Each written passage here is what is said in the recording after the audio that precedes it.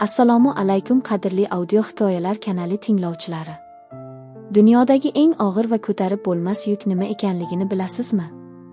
Bu osmon u falakning og'irligi yoki baland tog'larning xarsang toshlari emas. Bu o'z farzandlarining senga javdirab qarab turgan murg'ak yetimlarning ochlikdan va qahraton sovuqdan qaltirayotganini ko'rib, ularga bir burda issiq non topib bera olmay, o'zining mutlaq ojizligidan ich-ichidan qon yig'layotgan, o'limni orzu qilayotgan onaning ko'z yoshlaridir. Tasavvur qilib ko'ring, kechagina baxtdan sarmast, to'kis va issiq oilaning bekasi bo'lgan ayol, bugun 7 nafar go'dagini bag'riga bosib, yirtqichlar to'la ko'chada, izg'irin shamolda uysiz qolsa, uning yaralangan yuragi qanday uradi? Bu shunchaki qog'ozga yozilgan oddiy hikoya emas. Bu insoniy iroda, sho'r ko'z yosh va ona sherning o'z qora ko'zlari uchun butun dunyoga, shafqatsiz odamlarga qarshi qonli isyoni haqidagi qismatdir. Nafasingizni rostlang, chunki bu voqealar sizning yuragingizni parchalab, asab tolalarigacha titratib yuboradi. Kuzning izg'irinli, shafqatsiz va qamchidek savalovchi shamoli qishloqning chang ko'chalarida izg'ib, daraxtlarning sarg'aygan, jonsiz barglarini ayovsiz yulqib olib atrofga, osmonga sochardi. 35 yoshli Feruzaning qalbida esa bu kuzgi shamoldan-da sovuqroq, insonning suyak-suyagigacha o'tib ketuvchi bir muzlik, qop-qora, yorug'liksiz bo'shliq bor edi. Uning suyukli turmush o'rtog'i, xonadonning yiqilmas tog'i, 7 nafar farzandining yagona suyanchig'i bo'lgan Sanjar to'satdan, dahshatli fojiali tarzda olamdan o'tganiga endigina 40 kun to'lgan edi. Sanjar qishloqning eng mehnatkash, g'irromlik nimaligini bilmaydigan, o'z peshona teri va qabargan qo'llari bilan ro'zg'or tebratadigan halol insonlardan biri edi. U kun u tun demay o'rmon xo'jaligida og'ir mehnat qilardi. O'sha mudhish, osmon qora bulutga burkangan kuni ulkan, 100 yillik bir daraxt shiddat bilan qulab, bechora Sanjarni bosib qoldi. O'sha lahzada Feruza uchun go'yo ulkan osmon uzilib yerga tushgandek, butun borliq vayron bo'lgandek bo'ldi. U 12 yoshli to'ng'ichi Dostondan tortib, qo'lidagi 6 oylik chaqalog'i Azizbekkacha bo'lgan 7 nafar murg'ak yetim bilan huvillab qolgan, huvillagan hovlida mutlaqo yolg'iz, kimsasiz qoldi. Xiyonatning qonli boshlanishi. 40 kunlik aza marosimlari yig'i-sig'lar o'tdi. Feruza ko'z yoshlarini ichiga yutib, endi bolalarini qanday qilib oq yuvib, oq tarab boqish, ularni birovdan kam qilmaslik haqida o'ylay boshlagan, dardi bilan o'zi qovurilib turgan kunlarning birida darvoza qattiq, bepisandlik bilan taqilladi. Hovliga Sanjarning o'z tug'ishgan akasi, qishloqning eng boy, badavlat, ammo oqibatni va xudoni unutgan odamlardan biri bo'lgan Botir amaki va qishloqning pulga sotilgan 3-4 nafar oqsoqoli viqor bilan kirib keldi. Botir amakining sovuq, yirtqich ko'zlarida hech qachon o'z jigariga, ukasiga nisbatan zarracha mehr bo'lmagan edi. U to'g'ri ayvonga o'tib, to'rdan uy egasidek joy oldi. Feruza ularga choy keltirib, bir chetda hurmat bilan bosh egib, ko'zida yosh bilan javdirab turdi. Feruza kelin deb gap boshladi Botir amaki tomog'ini qirib, ataylab baland ovozda. Ukam rahmatli yaxshi odam edi, joyi jannatdan bo'lsin. Ammo tiriklarning o'z tashvishi, o'zining tugallanmagan hisob-kitobi bor. Sanjar o'limidan oldin mendan katta miqdorda qarz olgan edi. Yangi traktor sotib olaman deb, shu sizlar yashab turgan uyingizning, yerning hujjatlarini qonuniy garovga qo'ygandi. Feruzaning yuragi shu etib ketdi, qulog'i ostida gumburlagan ovoz eshitildi. Qanaqa qarz, Botir aka? Sanjar akam hech qachon birovdan, hatto sizdan ham bir tiyin qarz olmasdilar. O'z peshona terilari bilan, halol mehnati bilan ro'zg'or tebratardilar-ku. Qolaversa, bu hovli qaynotamdan qolgan meros, Sanjar akamning o'z halol haqqi-yu. Tilingga erk berma, kelin deb o'kirdi Botir amaki qora terga botib, ko'zlari olayib. U cho'ntagidan qandaydir soxta muhrli qog'ozlarni chiqarib, yonidagi oqsoqollarga ko'rsatdi. Mana, o'z qo'li bilan yozib, imzo chekib bergan tilxati. Bu hovli endi qarz evaziga qonunan menga o'tgan. Qolaversa, yetimxonaga aylanib qolgan bu ulkan hovlini sen o'zing 7 bolang bilan aslo eplay olmaysan, baribir xaroba qilasan. Uyingga, ota-onangnikiga ket, uyni bo'shat. Mening ota-onam o'tib ketganini juda yaxshi bilasiz-ku, ho'ngrab yig'lab yubordi Feruza poyiga yiqilib. Akalarimning o'z ro'zg'ori bor, xotinlari qattiq, meni 7 bola bilan qanday sig'dirishadi? Qayerga boraman, ko'chada, qahratonda qolaman-ku. Iltimos, Xudodan qo'rqing, asossiz gapirmang. Bu hovlida 7 murg'ak yetimning, ukangizning qonining haqqi bor. Oqsoqollardan biri Botirning tuzini totgan, vijdoni ko'r bo'lib qolgan chol tomog'ini qirib Feruzaga yuzlandi. Qizim, erdan qolgan beva xotinning joyi ota uyida bo'ladi. Botirboyning qog'ozi qonuniy, davlat tasdiqlagan. Bolalaringni olib shaharga yo qarindoshlaringnikiga ketsang o'zingga yaxshi bo'lardi. Qishloqning nomiga isnod keltirib, yosh beva xotin 7 bola bilan bu yerda erkin yashashi urf-odatimizga to'g'ri kelmaydi. Shafqatsiz va qaytarilmas hukm. Bu qishloqda Botirboyning so'zi qonun edi, uni hech kim aylanib o'tolmasdi. Uning qo'lida pul, qishloq rahbarlari va militsiya bilan aloqasi bor edi. Feruza adolat izlab, dod solib yugurib boradigan joyi, eshigi mutlaqo yo'q edi. Botir Feruzaga narsalarni yig'ishtirish uchun go'yoki rahm qilgandek atiga 3 kun muhlat berdi. Xudoyim, bu 3 kun xuddi 3 soniyadek, bir lahzadek tez o'tib ketdi. Feruza tunlari uxlamay farzandlarini hitlab yig'lardi. 12 yoshli Doston onasining issiq yoshlarini o'zining murg'ak qo'llari bilan artib, "Yig'lamang, onajon. Men katta bo'ldim, Botir amakimning itdek eshigida yalinmaymiz, ularning noni harom.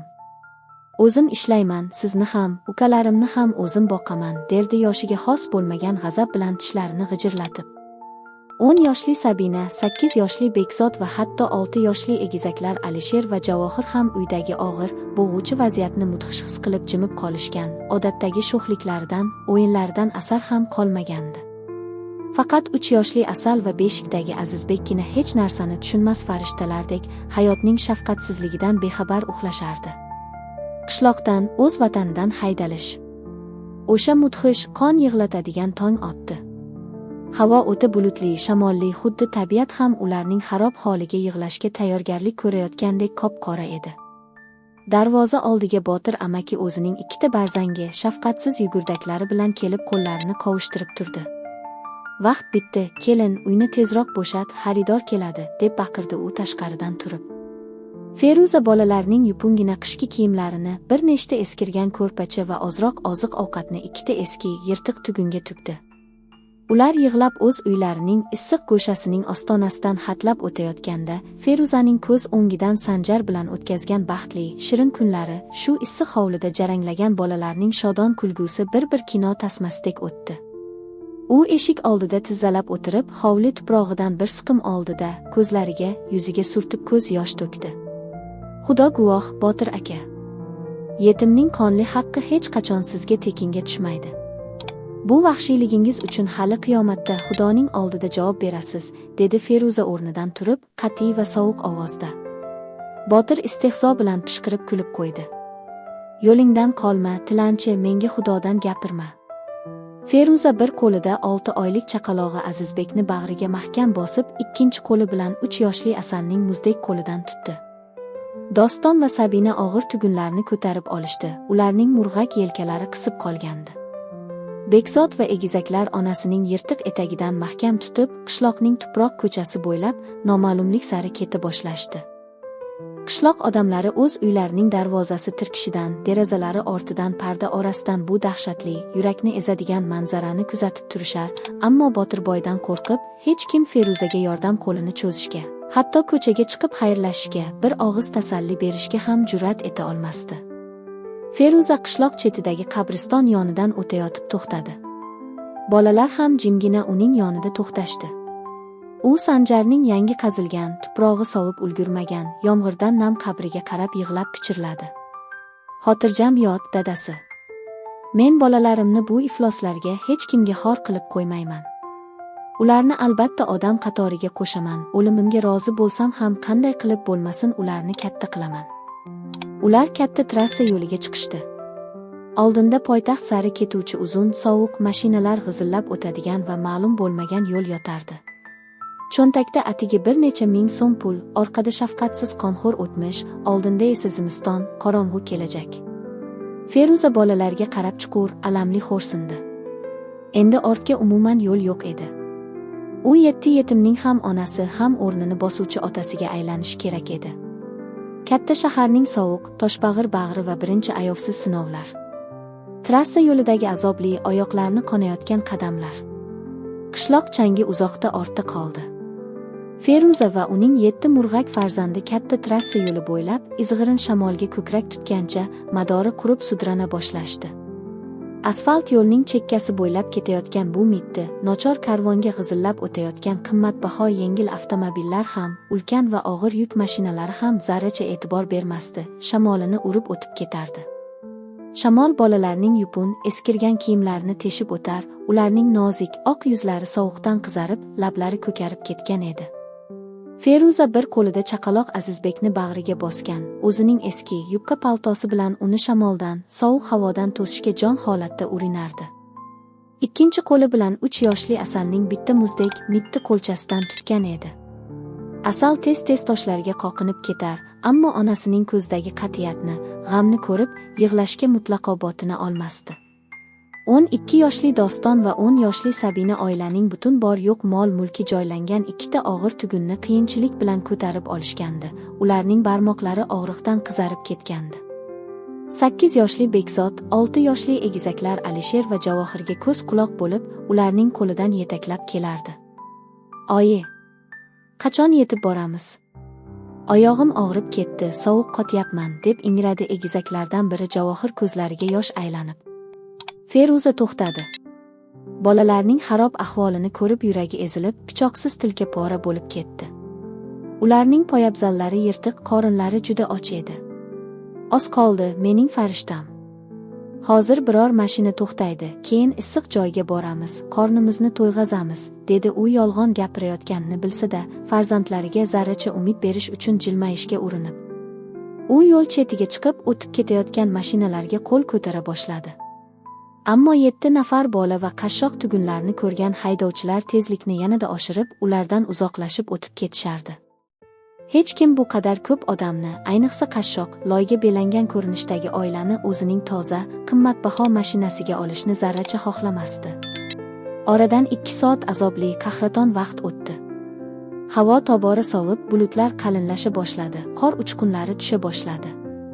Asal oxiri charchoqdan, ochlikdan va sovuqdan yig'lab yubordi.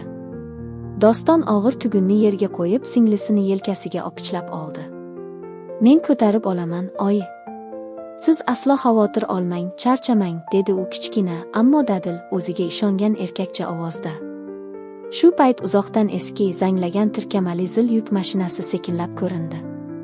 Feruza butun so'nggi umidini shu mashinaga tikib, yo'l o'rtasiga yaqinroq chiqdi va 2 qo'lini osmonga ko'tarib silkiy boshladi. Mashina tormoz berib, qattiq g'ijirlagan, chang to'zitgan ovoz bilan ularning yonida to'xtadi. Kabina eshigi ochilib, mo'ylovi oqargan, yuzi yillar mehnatidan ajinlar bilan qoplangan, ammo ko'zlarida qandaydir insoniy issiqlik barq urib turgan haydovchi ko'rindi. "Ha, singlim, shuncha murg'ak bola bilan bu xavfli trassada nima qilib turibsan?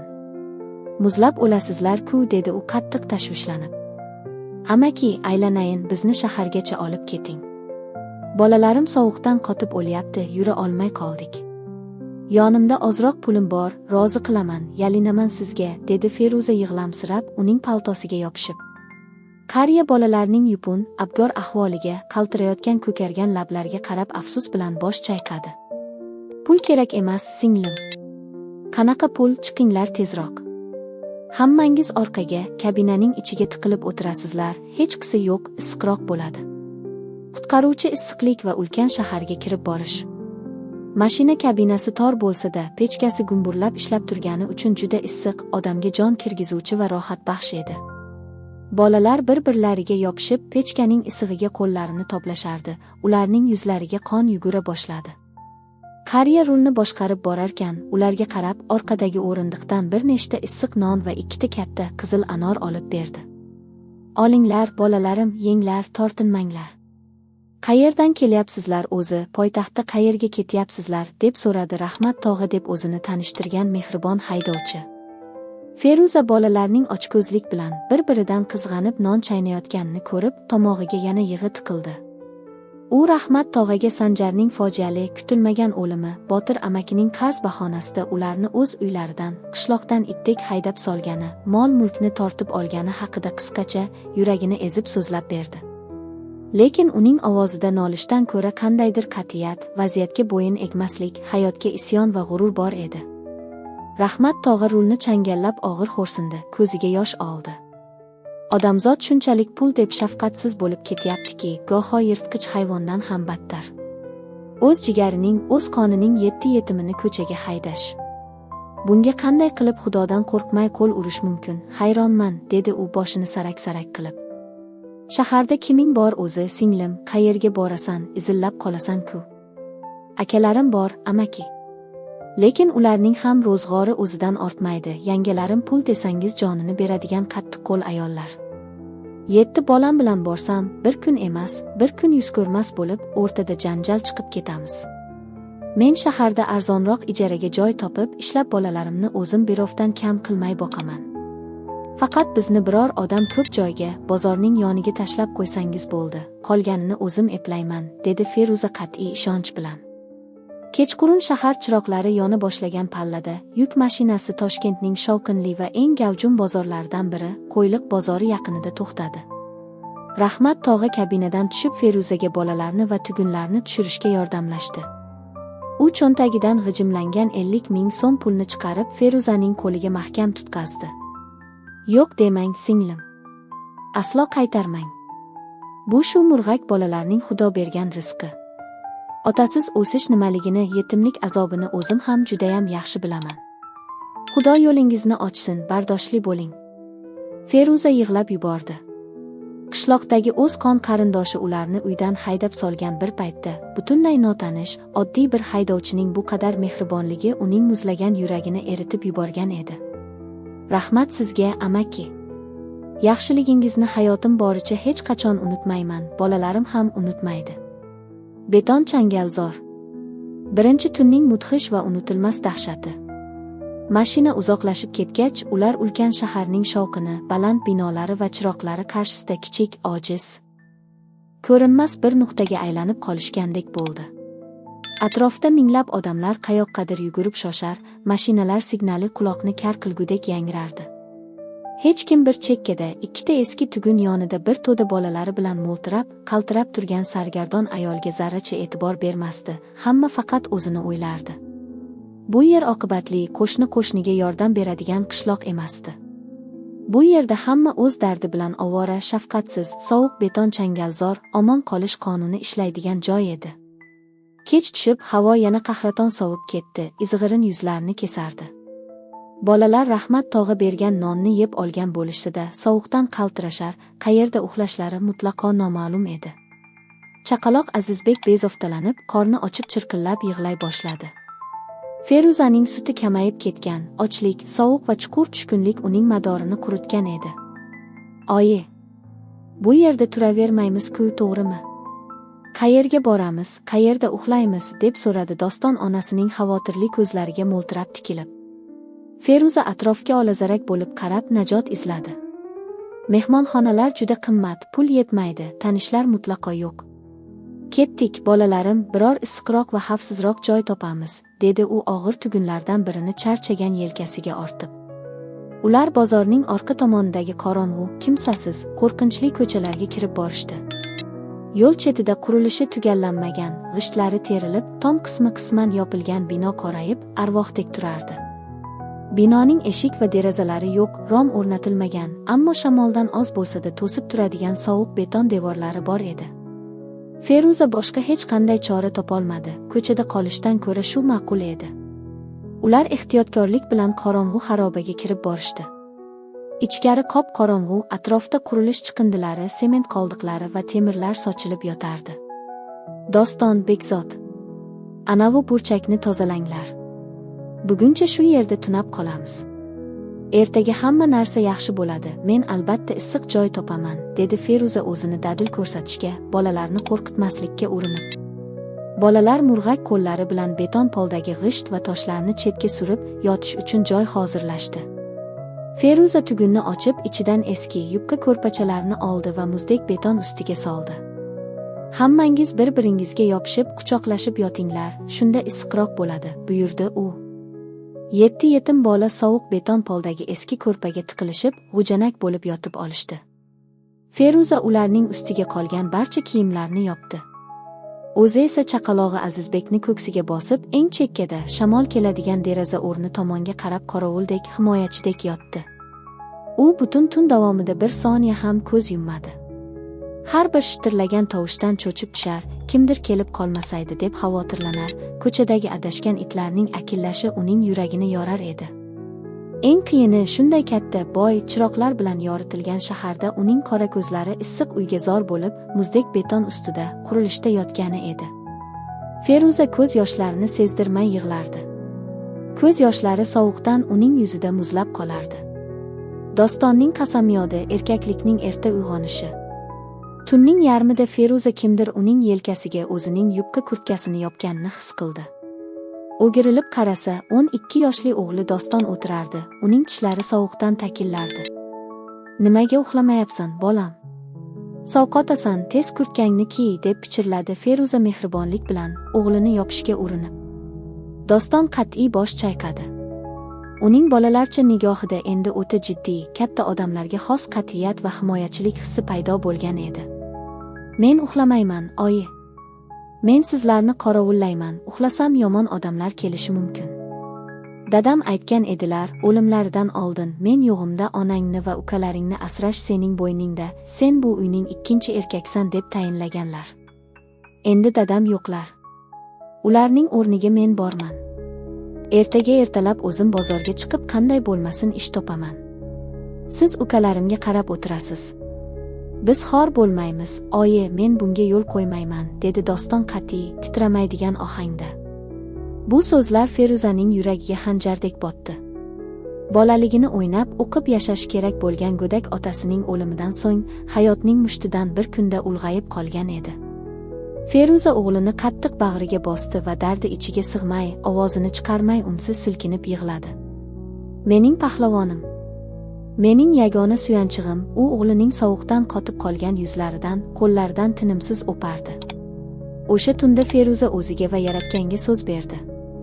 U nima ish bo'lsa ham qiladi, qayerda bo'lmasin ishlaydi, eng og'ir, eng qora mehnatga ham tayyor, ammo o'z bolalarini hech kimga xor qildirib qo'ymaydi. Tong. Umid va umidsizlik o'rtasidagi chegara. Muzdek va shafqatsiz tun nihoyat ortda qoldi. Tong otdi. Bolalar ochlik va sovuqdan yig'lamsirab uyg'onishdi, ularning suyaklari og'rirdi. Azizbek tinmay chirqillab yig'lar, Feruzaning sutini so'rishga harakat qilar, ammo ochlikdan onaning ko'kragidan bir tomchi ham sut chiqmasdi. Bolaning nozik lablari ko'karib ketgan edi. "Doston, Sabina, sizlar shu yerda, ukalaringni oldidan bir qadam ham jilmanglar. Men hozir kelaman, non topib kelaman", deb Feruza qat'iy o'rnidan turdi. U kecha Rahmat tog'a bergan pulning bir qismini olib, yugurib bozor tomon yo'l oldi. U yerdan bitta issiq, endi yopilgan non, 2ta qadoqlangan sut va chaqaloq uchun arzonroq bolalar pyuresi sotib oldi. U narsalarni tezda bolalariga keltirib berdi-da, ijara uy topish umidida yana ko'chaga chiqdi. Unga faqat yegulik emas, bolalari kasal bo'lmasligi uchun tezroq issiq boshpana kerak edi. Bozor atrofidagi mahallalarni aylanib, darvozalarni birin-ketin umid bilan taqillata boshladi. "Assalomu alaykum, opa.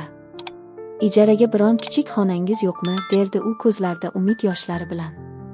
Ammo uni eshitgan uy egalari qiziqib narxni kelishgach, "Necha kishisizlar o'zi?" deb so'rashar, "7 nafar farzandim bor" degan javobni eshitishlari bilan yuzlarini burishtirib, go'yo mohofni ko'rgandek darvozani qarsillatib yopishar edi.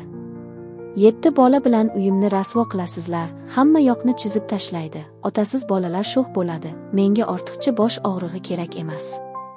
Buncha bolani qanday boqasan, baribir ijara pulini to'lolmaysan", degan shafqatsiz, sovuq javoblar uning yuziga tarsakdek kelib tushardi. Tushgacha Feruza o'nlab uylarga kirdi, hamma eshikni qoqdi, ammo hamma joydan faqat rad javobini oldi. Uning madori quridi, oyoqlari o'ziga bo'ysunmay qoldi. Bozor chetidagi iflos ariq bo'yida o'tirib, qo'llari bilan yuzini yopgancha ho'ngrab yig'lay boshladi. Nima qilsin? Qishloqqa qaytsa, akalarining xotinlari tani bilan, zaharli tili bilan o'ldirishadi. Bu yerda qolsa, bolalari qurilishda, ko'chada muzlab o'ladi. Najot farishtasi va hayotning yangi sahifasi. Shu payt uning yoniga kimdir kelib to'xtadi. "Singlim, tinchlikmi? Nega bozorning o'rtasida shunday dod solib yig'lab o'tiribsan, kim xafa qildi, degan xirillagan, ammo juda mehribon ovoz eshitildi. Feruza boshini ko'tardi. Uning qarshisida egniga eski, ammo top-toza paxtali chopon kiygan, boshiga qalin ro'molni tang'ib olgan, yuzi hayot mashaqqatlaridan ajinlar tarmog'iga aylangan 60 yoshlardagi kampir turardi. Uning yonida kichkina, g'ildirakli aravacha bo'lib, unda issiq choy, qaynatilgan tuxum va issiq nonlar bor edi. Kampir bozordagi aravakash va sotuvchilarga ertalabdan kechgacha choy tarqatib tirikchilik qilardi. Feruza ko'z yoshlarini artib, qariyaning yuziga qaradi. Odamzod bunday qiyin, chorasiz paytda o'ziga ozgina mehr ko'rsatgan insonga butun dardini to'kib sochgisi keladi. U qanday qilib yovuz amakisi tomonidan qishloqdan haydalganini, 7 bolasi xarobada muzlab o'tirganini va hech kim unga 7 bolasi borligi uchun ijaraga uy bermayotganini yig'lab, ezilib so'zlab berdi. Kampirning ko'zlariga yosh qalqdi. U bunday nohaqlikni eshitib chiday olmadi. U aravachasidagi qalin sochiq bilan qoplangan idishdan bitta issiq non va 2 qaynatilgan tuxum olib Feruzaning qo'liga tutqazdi. "Ol buni, yeb ol, kuchiyig', bolalaringga yegiz. Mening ismim Fazilat. Bu shaharlik odamlarga nima bo'lgan o'zi? Qalbi tosh bo'lib ketganmi? Tirik yetimlarni ko'chada, qishning qahraton sovug'ida qoldirishadimi?" Fazilat xola bir muddat o'ylanib turdi-da, aravachasini turtib yo'lga tushdi. "Yur men bilan, singlim. Tezroq bolalaringni ol. Men o'zim uyimda yolg'iz, kimsasiz yashayman. 5 ta o'g'lim bor, hammasi o'qib katta-katta odam bo'lib, shaharning qimmat joylarida, hashamatli uylarda yashashadi. Lekin o'zini tuqqan onasi bilan zarracha ishi yo'q, xotinlarning chizgan chizig'idan chiqmaydi. Mening bozorning orqasida eski mahallada kichkina hovlim bor. Hovlining etagida yozlik oshxona va omborxona sifatida ishlatiladigan 2 ta eski xonam bor. Remonti yo'q, devorlari nuragan, lekin tomi butun, ichida issiq pechkasi bor. Shuni senga beraman, bolalaring bilan yasha. Menga hech qanaqa ijara puli kerak emas, o'zimga yetadigan pul topaman. Faqat ertalablari menga choy qaynatishga, xamir qorishga yordamlashib tursang bo'ldi. O'zim qariyman, ulgurmayapman. Rozimisan?" Feruza o'z quloqlariga ishonmadi. U tush ko'ryapman deb o'yladi. U Fazilat xolaning qaltiragan qo'llariga yopishib, ko'zlariga surtib tinimsiz o'pa boshladi. "Xolajon, sizni menga Xudoning o'zi farishtasi qilib yubordi. Men hamma ishni qilaman, xohlasangiz hovlingizni yalab yuqayman, kirlaringizni yuvaman. Faqat bolalarim ko'chada muzlab qolmasa, ularning usti butun bo'lsa bo'ldi." Yangi makon, qiyinchiliklar ostonasidagi ilk kichik, ammo muhim g'alaba. Oradan 1 soat o'tib, Feruza farzandlari va tugunlari bilan Fazilat xolaning eski hovlisiga kirib borishdi. Hovli chindan ham nuragan, devorlari eskirgan, ammo g'oyatda toza va saranjom saqlangan edi. Fazilat xola ularni hovli etagidagi pastakkina yog'och eshikli xonaga boshladi. Xona ichi zax, devorlarning suvoqlari ko'chib tushgan bo'lsa-da, uning burchagida eski cho'yan pechka, burjuyka turardi. "Mana, o'z uyinglardek his qilib yashayveringlar. Orqa hovlida o'tin bor, pechkani yoqib olinglar, darrov isinadi", dedi Fazilat xola mehribonlik bilan kulib. Bolalar yugurib kirishdi. Ularning quvonchini ko'rsangiz edi. 4 devor va tom. Ularga hozir shohona saroy ham, qasr ham kerak emasdi. Doston va Bekzod darhol orqa hovlidan o'tin va ko'mir qoldiqlarini tashib kelib, pechkaga solib yondirishdi. Xonaning zax havosi asta-sekin chekinib, o'rnini tutun va yoqimli, hayotbaxsh issiqlik egalladi. Sabina polni tozalab, chinnidek qilib yuvib chiqdi. Feruza esa ko'rpachalarni yoyib, bolalari uchun issiq o'rin hozirladi. Kechqurun Fazilat xola ularga 1 kosa issiq sho'rva olib kirdi. Bolalar sho'rvani shunday ishtaha bilan ichishdiki, ularning yuziga qizillik yugurib, ko'zlarida hayot uchquni paydo bo'ldi. Chaqaloq Azizbek issiq xonada qorni to'yib, miriqib uxlab qoldi. Feruza pechka yonida o'tirib, uxlayotgan 7 farzandiga mehr bilan termuldi. Ularning osoyishta yuzlarini ko'rib, uning qalbida shunday kuchli olov yondiki, endi uni hech qanday shamol, hech qanday to'siq o'chira olmasdi. "Men qishloqdan quvilgan zaifa ayol emasman. Men o'z bolalari uchun butun dunyoni ag'darishga tayyor ona sherga aylandim. Bu hali boshlanishi", deb o'yladi u ichida mushtini tugib. "Mening bolalarim eng yaxshi hayotga munosib. Men ularni o'qitaman, hammadan katta odam qilaman. Botirboy kabi insonlar oldida hech qachon boshimni egmayman, qaddimni bukmayman. Ammo Feruza bu katta shaharda uni va uning pahlavonlarini hali qanday shafqatsiz o'yinlar, sinovlar va xavf-xatarlar kutayotganini tasavvur ham qila olmasdi. Bozorning qora qozoni, yashirin mehnat va qonli qadoq. Tong, zahmat va yangi hayotning boshlanishi. Fazilat xolaning nuragan hovlisida hayot endi erta tongdan, hali quyosh ufqdan mo'ralamasdanoq boshlanardi. Soat tongi 4.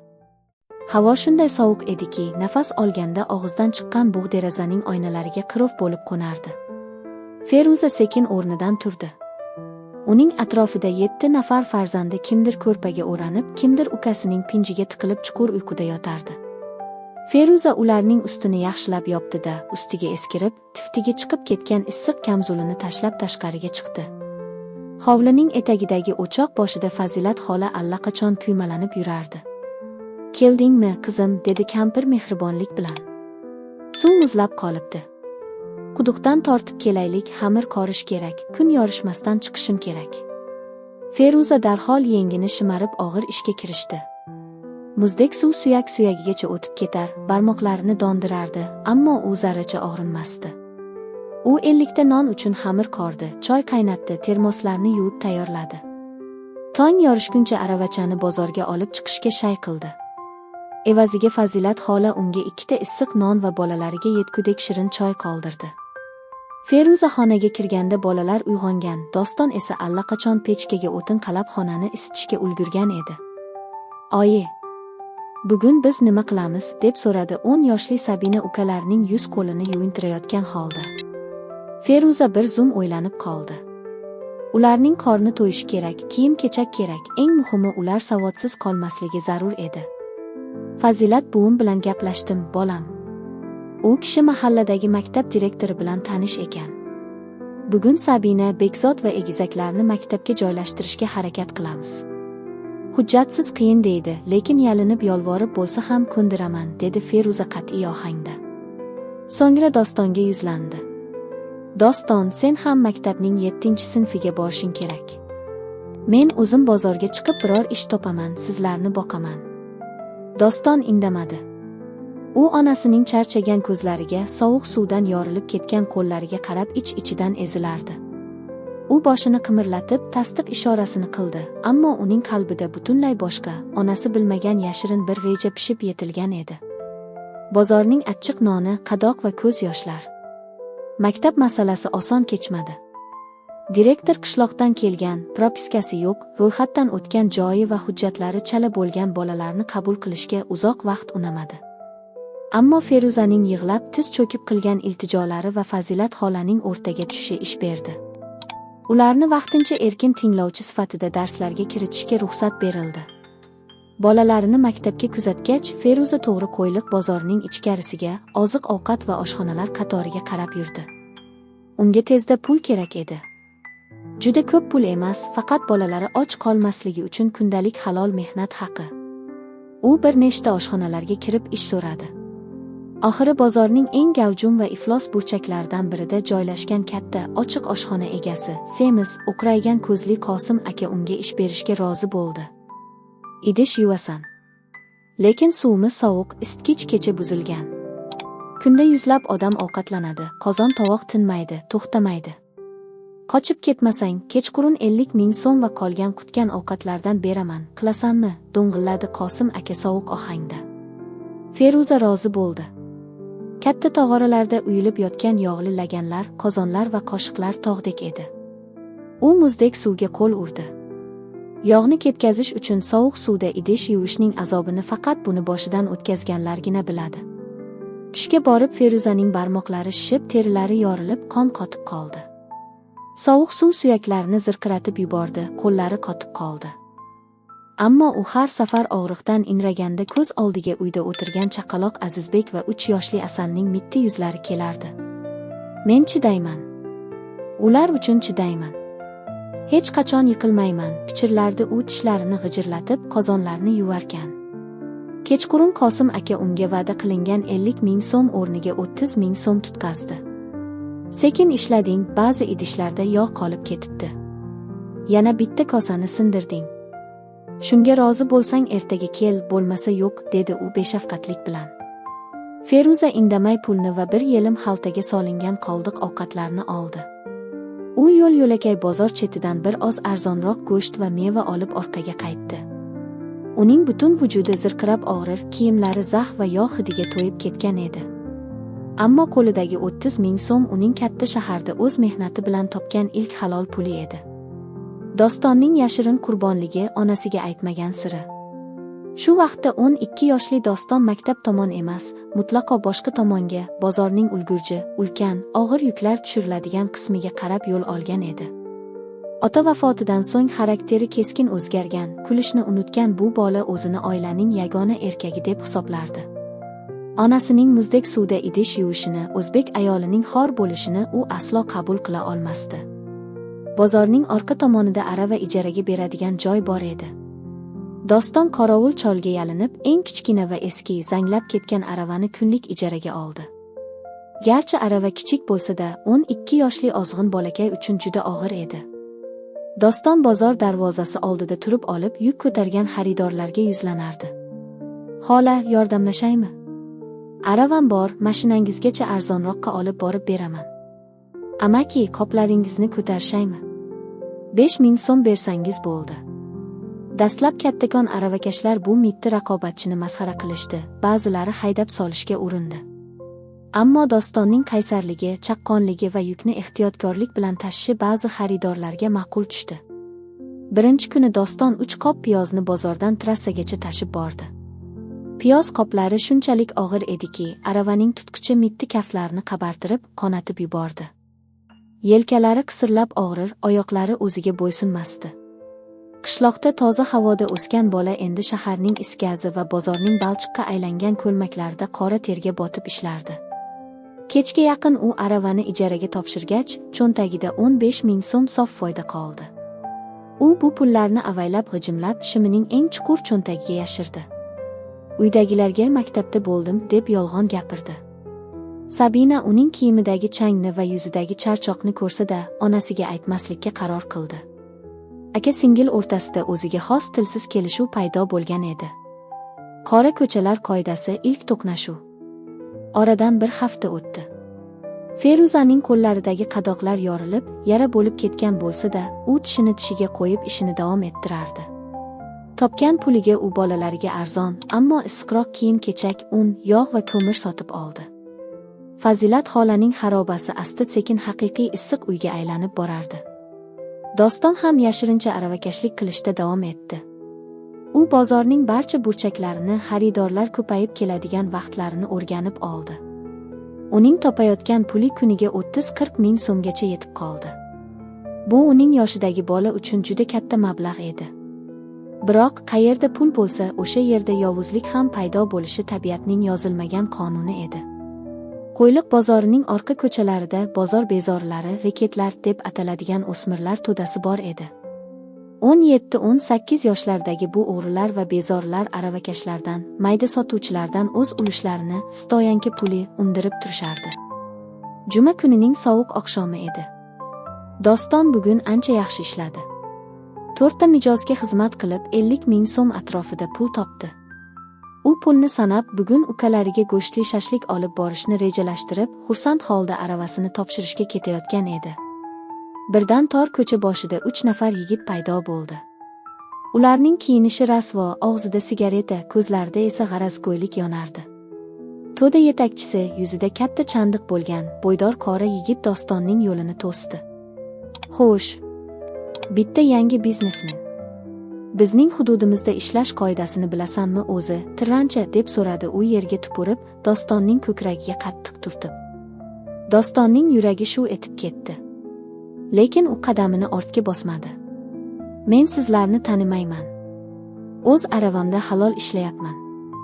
Yo'limni bo'shating, akalar", dedi Doston qat'iyat bilan.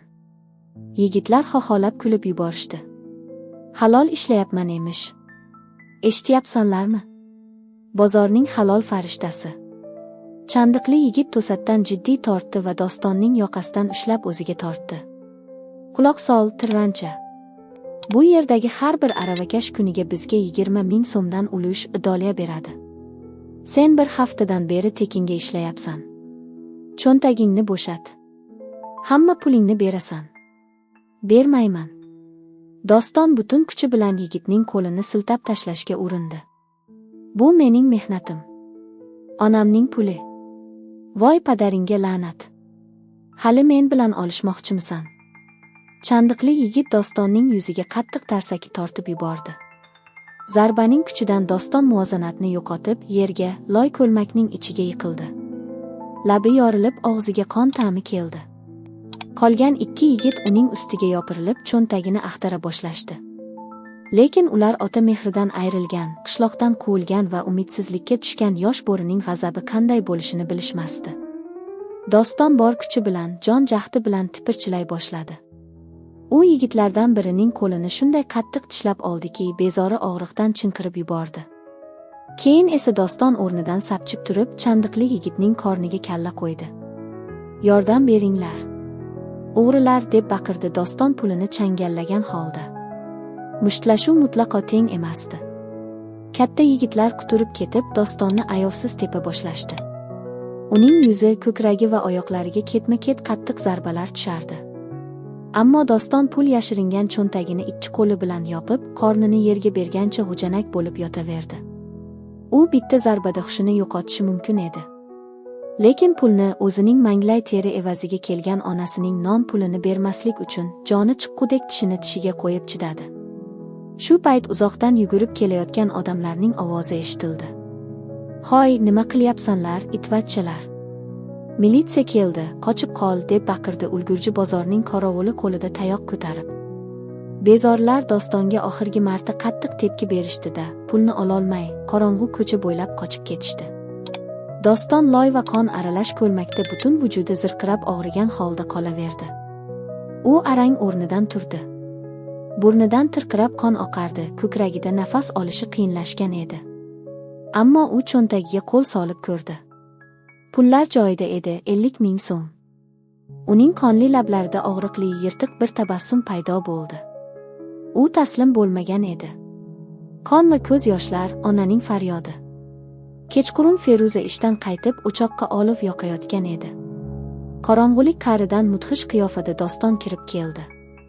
Uning ust-boshi loyga belangan, ko'zining tagi ko'kargan, labi ishib, ustki kiyimi yirtilgan edi. Feruza bu manzarani ko'rib, qo'lidagi o'tinni tushirib yubordi. Uning qichqirig'i hovlini tutib ketdi. "Doston, bolam, senga nima bo'ldi?" U yugurib borib o'g'lini quchoqlab oldi. Bolalar yugurib chiqishdi, Sabina yig'lab yubordi. Feruza o'g'lini ichkariga, chiroq yorug'iga olib kirdi.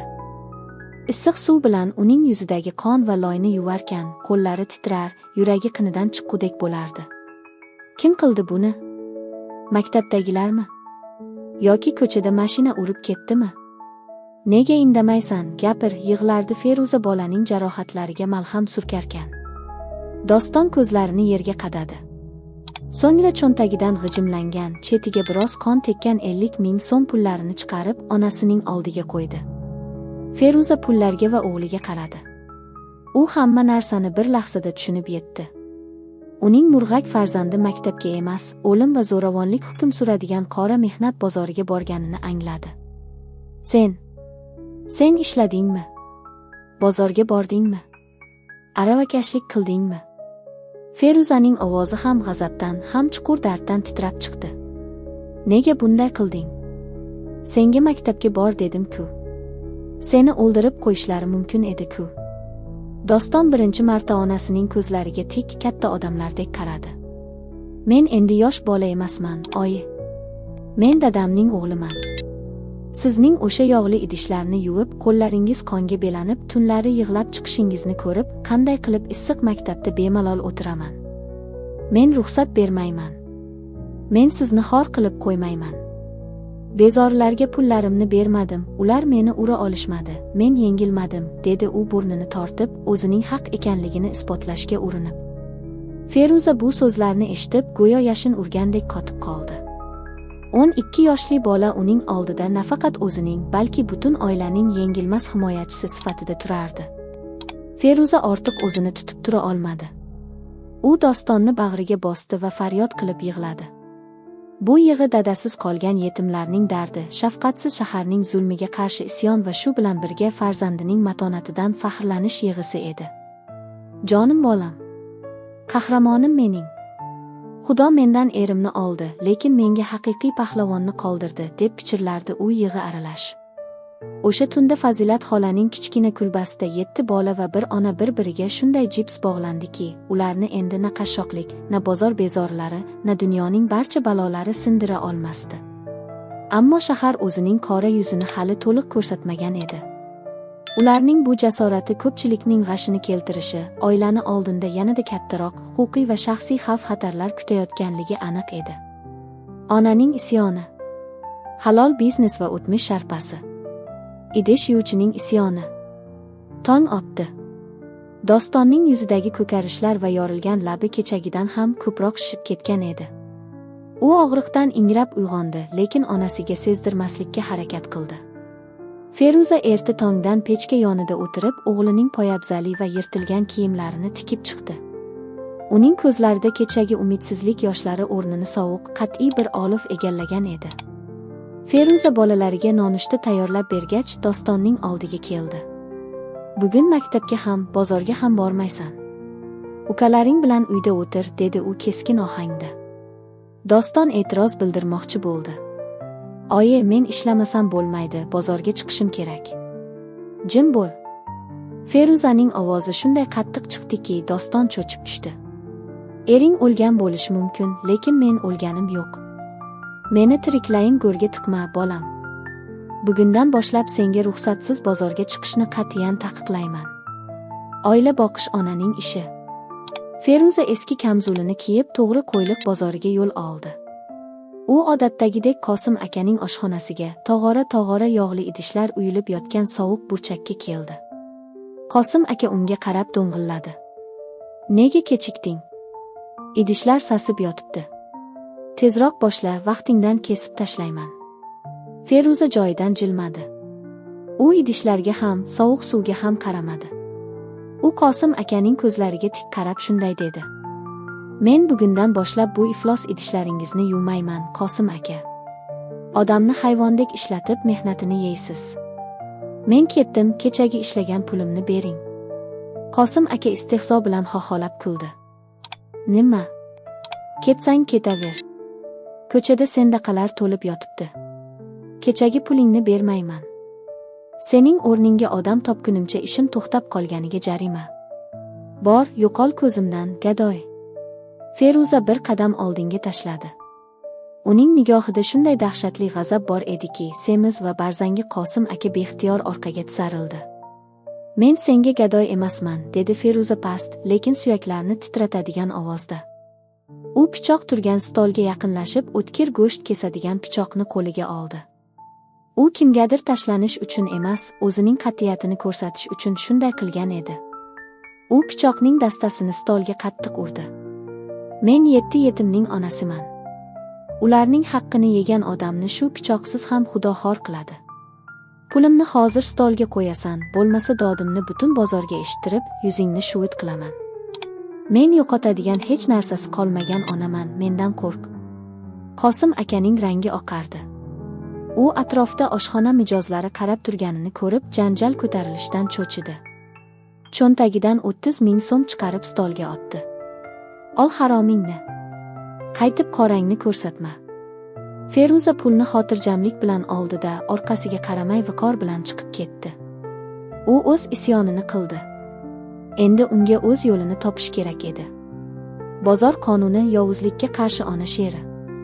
Feruza to'g'ri uyga ketmadi. U Dostonni urgan bezorilarni topish kerak edi. Bozordagi aravakashlardan surishtirib, qora chandiqli yigit va uning to'dasi bozorning orqa tomonidagi eski omborlar yonida yig'ilishini bilib oldi. Omborlar oldi kimsasiz va qorong'i edi. Feruza o'sha yerga yetib borganida 3-4 nafar o'smir sigareta chekib, kimgadir po'pisa qilib turishardi. Feruza ularning orasida Doston tasvirlagan chandiqli yigitni darhol tanidi. Uning qo'llari titrar, ammo orqaga qaytishni mutlaqo o'ylamasdi. Yerdan yo'g'on va og'ir bir yog'och bo'lagini oldida, to'g'ri ularning ustiga bostirib bordi. Qaysi bining kecha mening bolamni urding? Feruzaning qichqirig'i omborxonalar orasida momaqaldiroqdek yangradi. Yigitlar o'girilib qarashdi. Chandiqli yigit avvaliga tushunmay istehzo bilan kuldi. Xola, adashib qoldingiz shekilli. Asabga tegmang, yo'lingizdan qolmang. Feruza yog'ochni qattiq changallab, to'g'ri chandiqli yigitning oldiga keldi va uning ko'kragiga shunday qattiq turtdiki, yigit gandiraklab ketdi. Sening mardliging 12 yoshli yetim bolani 3 kishi bo'lib tepishga yetadimi, itvachcha? Yana bir marta mening bolamga, uning halol mehnatiga barmog'ingni tekkizsang, sening o'z ota-onangni topib boraman. Qanaqa iflos o'stirganini butun mahallangga yoyaman. Qo'limdan kelmaydi deb o'ylaysanmi? Qolgan 2 yigit Feruzaga qo'pol muomala qilmoqchi bo'lib yaqinlashdi. Ammo chandiqli yigit ularni to'xtatdi. Feruzaning ko'zlaridagi o'limdan ham qaytmaydigan, farzandi uchun olovga tushishga tayyor ayolning g'azabli dahshati bezorilarni shoshirib qo'ygan edi. Jinoyat olami doim ojizlarni ezadi, ammo o'zidan ko'ra qattiqroq, o'lik ruhiyatga duch kelganda chekinadi. Aynan shu payt ularning baqir-chaqirini eshitib, bozorning norasmiy nazoratchilaridan biri, hamma hurmat qiladigan Po'lat ota laqabli 60 yoshlardagi kishi o'z yigitlari bilan kelib qoldi. Po'lat ota bozorning tartibini saqlovchi adolatli, ammo qattiq qo'l inson edi. Nima to'polon bu yerda deb gumburladi Po'lat ota. U chandiqli yigitlarga qoshlarini chimirdi. Sizlarga aravakashlarni tinch qo'yinglar demaganmidim? Qanaqa yigitsanlar o'zi, onasi tengi ayol bilan tortishasanlar.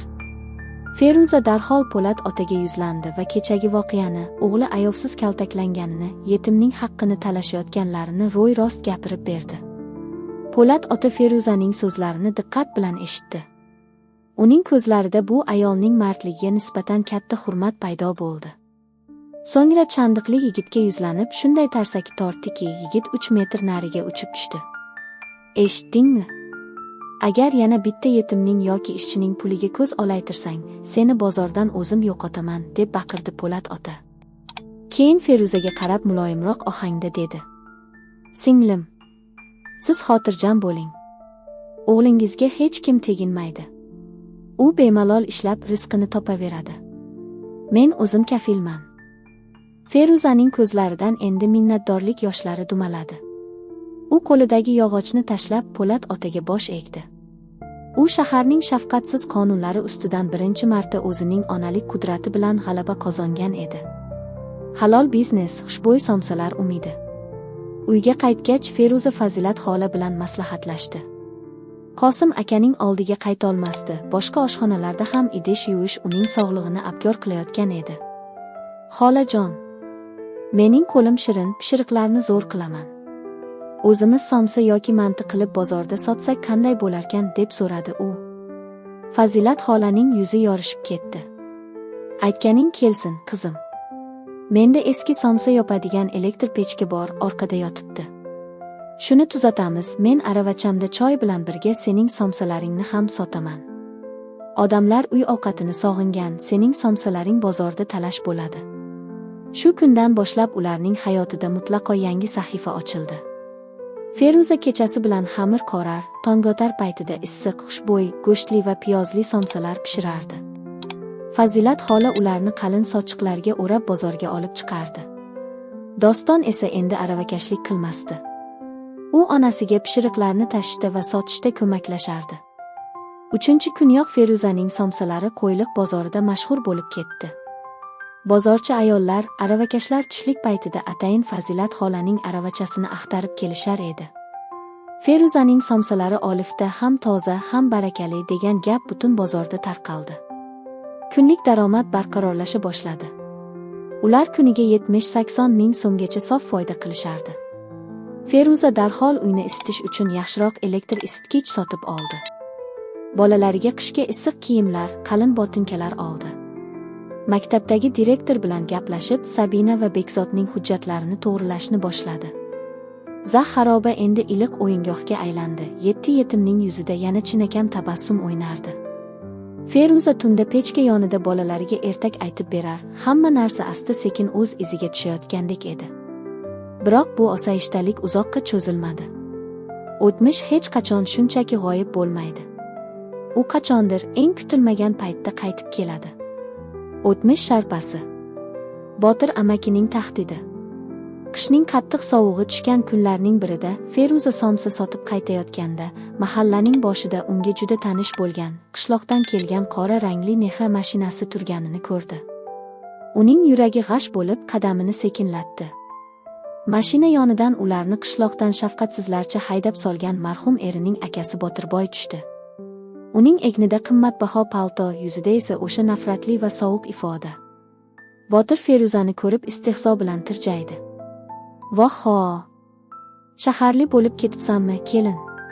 Somsa sotib badavlat bo'lib ketdim deb o'ylayapsanmi? Odamni rosa ovora qilding.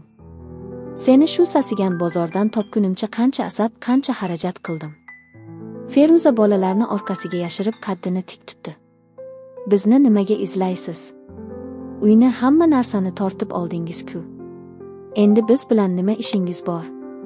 Botir asabiylashib cho'ntagidan qandaydir rasmiy qog'ozlarni chiqardi.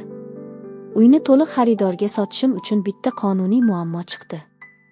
Qonun bo'yicha sen marhumning beva xotini sifatida bu yerdagi o'z ulushingdan va yetim bolalaring ulushidan to'liq voz kechganing haqida notarial tasdiqlangan ariza yozib berishing kerak ekan. Yoqmasa ham shuni deb keldim. Hozir shu zahoti men bilan notariusga borasan va qog'ozlarga imzo chekib qo'l qo'yib berasan, deb po'pisa qildi u sovuq, yirtqich ko'zlari bilan. Feruza bu so'zlarni eshitib jilmaydi. Bu oldingi ojiz ayolning emas, balki shaharning sovuq betonlarida toblangan, o'z huquqini anglagan ona sherning tabassumi edi. Insonning haqiqiy qudrati uning qanchalik kuchli zarba bera olishida emas, balki hayotning eng shafqatsiz zarbalarini yeb, loyga qorilganda ham o'zida qayta o'rnidan turish va yashash uchun kuch topa olishida namoyon bo'larkan. Tasavvur qiling, qishloqdan bir chaqasiz, itdek haydalgan, ko'chada qolib o'lim bilan yuzma-yuz kelgan zaifa ayol, qahraton qishda o'z bolalarini asrab qolish uchun temirga, yenigimlas ona sherga aylandi. Endi esa uning qarshisida o'sha eski, qonxo'r o'tmish, uning hayotini do'zaxga aylantirgan yovuz qaynaga Botirboy turardi. Feruza bu so'zlarni eshitib jilmaydi. Bu oldingi ojiz, kaltak yeb yig'laydigan ayolning emas, balki shaharning sovuq betonlarida toblangan, o'z huquqini va bolalarning qadrini anglagan ona sherning o'ta sovuq va qat'iy tabassumi edi. Shunday deng, dedi Feruza ovozini zarracha ham baland qilmay, lekin Botirning suyaklarigacha o'tib ketadigan ohangda.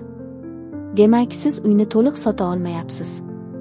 Qonun oldida mening va yetimlarimning haqqi borligini endi bildingizmi, Botir aka? Yoki o'sha soxta tilxatingiz notariusdan o'tmay qoldimi? Botirning yuzidagi zaharxanda tabassum birdaniga o'chdi. Uning qoshlari chimirilib, ko'zlarida vahima chaqnadi. Nimalar deb valdirayapsan, tilanchi? Qanaqa soxta tilxat? Ukam o'zi qarz olgan mendan.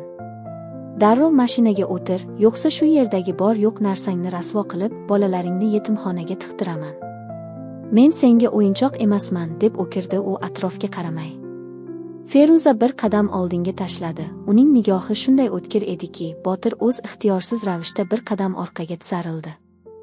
Men hech qayerga bormayman va hech qanday qog'ozingizga qo'l qo'ymayman. Siz Sanjar akamning nomidan soxta hujjat yasab, bizni sovuqda o'ldirish uchun ko'chaga otdingiz. Men o'shanda qishloq ayoli edim, qonunni bilmasdim, sizdan qo'rqardim. Lekin endi ko'zim ochildi. Mening qonuniy haqqim borligini o'zingiz hozir og'zingiz bilan tasdiqladingiz. Boring, nima qilsangiz qiling, soting ko'ramiz. Agar menga yoki bolalarimga biror marta yaqinlashsangiz, shu bugunoq prokuraturaga borib, qanday qilib 7 yetimni uyidan haydab, mulkni o'zlashtirganingiz haqida ariza yozaman. Shahar militsiyasi sizning qishloqdagi oshnalaringizga o'xshab sizga sotilmaydi, Botirboy. Botir g'azabdan quturib ketdi. Uning yuzi qip-qizil qon tomirga to'ldi. Iflos jodugar. Hali sen menga aql o'rgatadigan bo'ldingmi? U qo'lini pajoq qilib Feruzani urish uchun quloch qildi. Lekin uning qo'li havoda qotib qoldi. Orqadan yashindek yugurib kelgan 12 yoshli Doston Botirning qo'liga shunday qattiq yopishib, tishlab oldiki, Botir dodlab yubordi. Onamga tegma, iflos.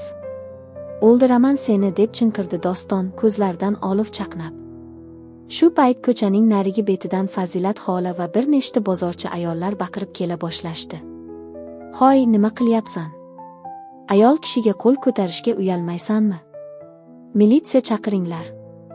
Botir vaziyat uning zarariga o'zgarayotganini, bozor odamlari uni g'ajib tashlashi hech gap emasligini tushunib, Dostonni siltab tashladi-da, shoshib mashinasiga o'tirdi.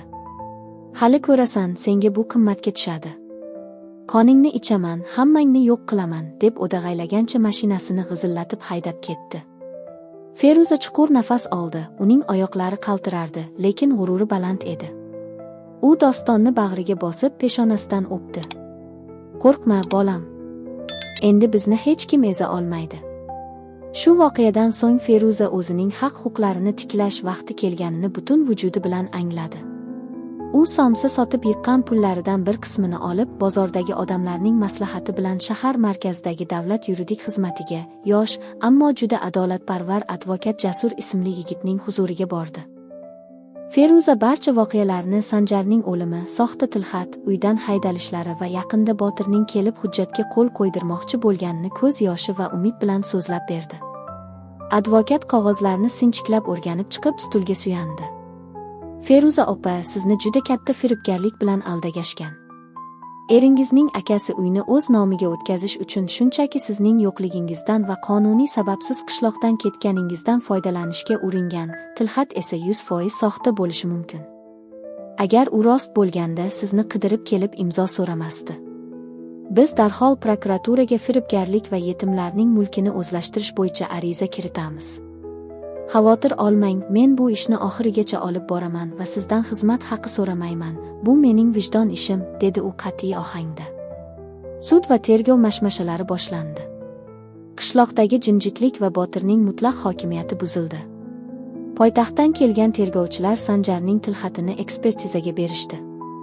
Bir oy davom etgan tekshiruvlar natijasida tilxatdagi imzo Sanjarga tegishli emasligi, u shunchaki Botir tomonidan soxtalashtirilgani rasman tasdiqlandi.